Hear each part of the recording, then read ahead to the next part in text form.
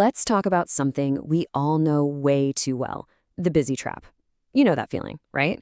That constant nagging sense that there just aren't enough hours in the day. But what if I told you that feeling is kind of a lie? Let's get into what's really going on here. I'm too busy. I just don't have the time. Seriously, how many times a week do you say that? Or hear it? It's the go-to excuse for pretty much everything, from skipping a workout to not calling a friend back.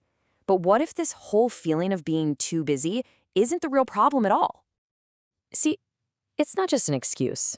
It's a trap. And it's a sneaky one. It makes you feel like you're a victim of your own calendar, completely powerless. So let's ask a really important question. When you say you're too busy, what are you really saying? I mean, is that really it? Is the problem a true shortage of minutes and hours? Are the 24 hours we all get just not enough anymore for everything we need to do? Or, and this is the big one, is it something else entirely? The real issue most of the time isn't that you're out of time, it's that you're out of direction. We get so tangled up not because the clock is our enemy, but because we haven't stopped to figure out what actually deserves our focus. The problem isn't the clock, it's our choices. And that realization, well, it changes everything. We need to completely throw out the whole idea of time management. You can't manage time, it just goes. The real skill you need to build is self-management.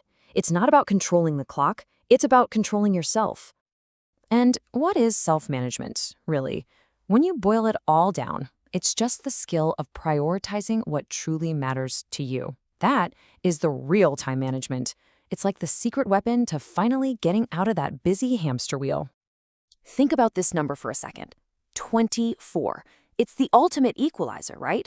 The CEO of a massive company, a brand new intern, you, me, every single one of us gets the exact same number of hours in a day. No one gets a bonus hour, no one gets shorted. So if we're all working with the same 24 hours, how come some people seem to get so much more done? Look, they're not superhuman. They don't have some secret trick. They've just gotten really, really good at prioritizing. They get that it's not about having more time, it's about how you use the time you have. Okay, so if prioritization is the key that unlocks everything, why is it so darn hard for most of us? What's actually holding you back from just focusing on what's important? Let's dig into the psychology of it for a minute. It usually comes down to a few common culprits. First up, the big one, the fear of saying no.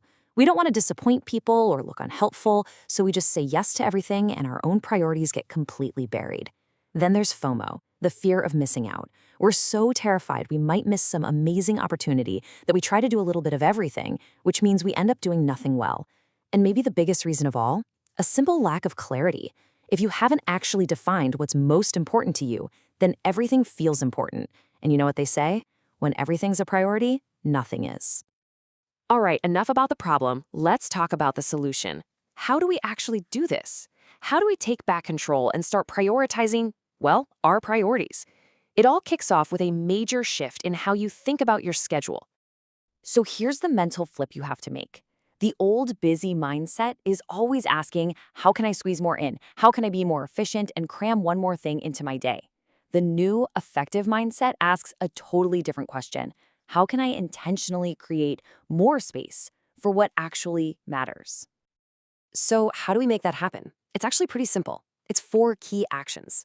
First, figure out your absolute top tasks and do them first thing. Second, you have to learn to say no to things that aren't essential. It's a skill. Third, use your calendar for what matters. If it's a priority, it deserves a spot on your schedule. And last, you've got to review and adjust. This isn't a one and done thing, it's something you have to keep fine-tuning. And you know what? When you start putting these steps into practice, something kind of magical happens. You stop chasing the clock all the time and you start living with way more intention. And that brings us to the real point of all this. Let's be super clear here. The goal is not to become some productivity robot. It's not about doing more for the sake of doing more. It's about doing more of what matters. It's about creating breathing room in your life for the people, the projects, and the passions that actually make you feel alive. So that really leaves us with one final and maybe the most important question. Now that you've heard all this, take a second and be honest with yourself. What's really holding you back from making space for what truly matters? Because the answer to that question, well, that's where your journey begins.